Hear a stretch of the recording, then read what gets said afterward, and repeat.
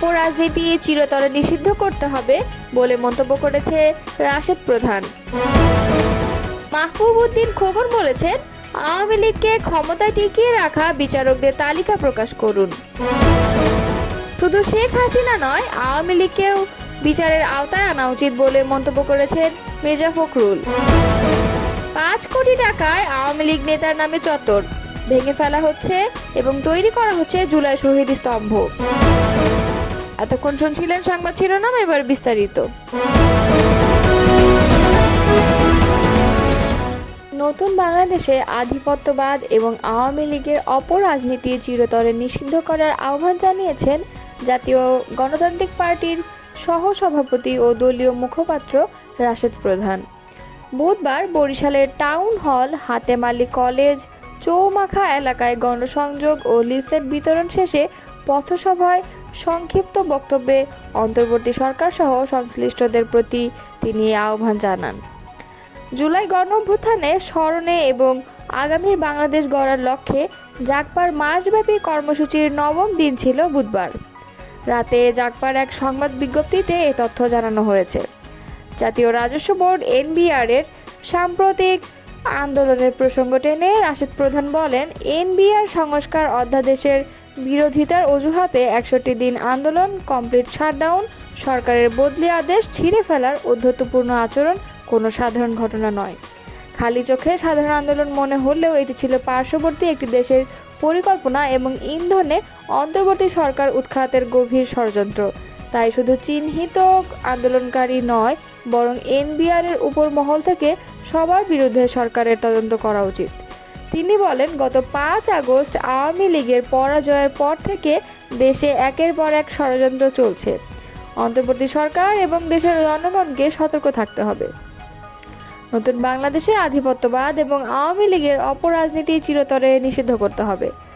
পথসভায় আরও বক্তব্য রাখেন জাগবার প্রেসিডিয়াম সদস্য আসাদুর রহমান খান, সৈয়দ শফিকুল ইসলাম, ঢাকা মহানগরের আহ্বায়ক শ্যামল চন্দ্র সরকার, যুব জাগবার সভাপতি নজরুল ইসলাম বাবলু, সাংগঠনিক সম্পাদক অলিউল আনোয়ার, শ্রমিক জাগবার সাধারণ সম্পাদক মনোয়ার হোসেন, জাগপা ছাত্রলীগের সাধারণ সম্পাদক জীবন আহমেদ অভি, বরিশাল জাগপা নেতা আব্দুল জলিল খাঁ এবং মোহাম্মদ লাল মিয়া প্রমুখ।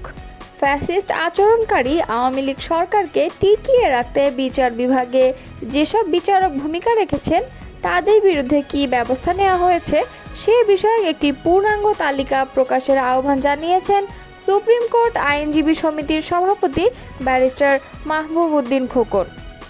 আজ বুধবার দুপুরে সুপ্রিম কোর্টে বারের অডিটোরিয়ামে আয়োজিত এক সংবাদ সম্মেলনে তিনি এ দাবি জানান। মাহবুব উদ্দিন খোকন বলেন, সরকারকে ক্ষমতায় ধরে রাখতে যেসব বিচারক সহায়ক ভূমিকা পালন করেছেন তাদের চিহ্নিত করতে চাইলে তা খুব বেশি সময়ের ব্যাপার নয়। সরকার এবং প্রধান বিচারপতির সদিচ্ছা থাকলেই তা সম্ভব। সেই বিচারকদের বিরুদ্ধে কী পদক্ষেপ নেওয়া হয়েছে সেটি জানিয়ে একটি তালিকা প্রকাশ করা হোক।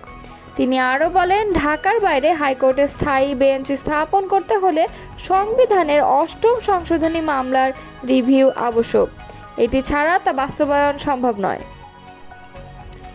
বিচারক নিয়োগ সংক্রান্ত বিষয়ে সুপ্রিম কোর্ট বারের সভাপতি বলেন, বিচারক নিয়োগ সংক্রান্ত অধ্যাদেশ সংশোধনের প্রয়োজন রয়েছে, কারণ বিচারক নিয়োগ কমিটিতে কোনো আইনজীবীর প্রতিনিধিত্ব রাখা হয়নি, অথচ অধস্তন আদালতের বিচারকদের প্রতিনিধি রাখা হয়েছে, এটা অনুচিত।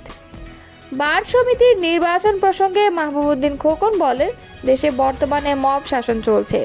এই অবস্থায় সুপ্রিম কোর্টে বারে নির্বাচন সুষ্ঠুভাবে হবে বলে আমরা মনে করি না। এই পরিস্থিতিতে ভোটে যেতে চাই না। গণহত্যার জন্য শুধু শেখ হাসিনা নয়, দলীয়ভাবে আওয়ামী লীগেরও বিচার হওয়া উচিত বলে মন্তব্য করেছেন বিএনপি মহাসচিব মির্জা ফখরুল ইসলাম আলমগীর। বুধবার রাজধানীর নিউরোসায়েন্স হাসপাতালে চিকিৎসাধীন বিএনপি নেতা আব্দুল কুদ্দুসকে দেখে গণমাধ্যমের কাছে তিনি এ কথা বলেন। মির্জা ফখরুল বলেন, শেখ হাসিনা ও আওয়ামী লীগের সবচেয়ে বেশি রোষানলের শিকার বিএনপি, আর সবশেষ গণহত্যার সঙ্গে সরাসরি জড়িত ছিলেন শেখ হাসিনা। নির্বাচন আর সংস্কার কখনো সাংঘর্ষিক নয় দাবি করে বিএনপি মহাসচিব বলেন, দেশের জনগণ নির্বাচন চায়। সেই সঙ্গে যারাই নির্বাচন পেছানোর কথা বলছেন তাদের আরও ভেবে দেখার আহ্বান জানান তিনি। এ সময় সব রাজনৈতিক দলকে ঐক্যবদ্ধ থাকারও আহ্বান জানান বিএনপি মহাসচিব। বাংলাদেশ নারী ফুটবল দলের তারকা ঋতুপর্ণা চাকমার মায়ের চিকিৎসায় পাশে দাঁড়ালো বাংলাদেশ জাতীয়তাবাদী দল বিএনপি। বুধবার সকালে বৃষ্টি উপেক্ষা করে কর্দমাক্ত ও জলাবদ্ধ পথে হেঁটে ছড়া মারিয়ে ঋতুপর্ণার মায়ের শারীরিক ও স্বাস্থ্যের খোঁজ নিতে তাদের রাঙামাটির কাউখালী উপজেলার ঘাগড়া ইউনিয়নের দুর্গম মগাইছড়ি গ্রামের বাড়িতে গেছেন দলটির সিনিয়র যুগ্ম মহাসচিব রুহুল কবির রিজভী। এ সময় রুহুল কবির রিজভী বলেন, জাতীয় নারী ফুটবল দলের খেলোয়াড় ঋতুপর্ণা চাকমার মা অসুস্থ।